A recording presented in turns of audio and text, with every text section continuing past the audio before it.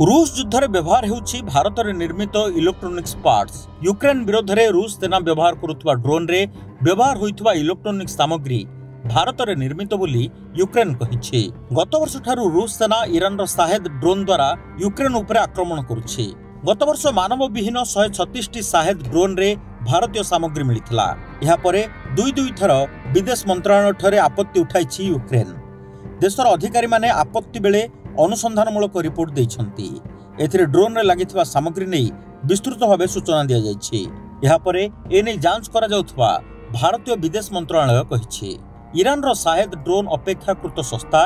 2022 शेष भागरु यूक्रेन को निशाना करी बहु संख्या रे एहार व्यवहार करि आसुछि रूस। यूक्रेन सुरक्षा सेवा बा एसबीयू अनुसार प्राथमिक पर्याय रे ईरान संपूर्ण भावे असेंबल करी 2000 ड्रोन देइथिला। तेबे परे ईरान रे प्रस्तुत सामग्री व्यवहार करी निजस्व असेंबली सिस्टम स्थापन करथिला रूस।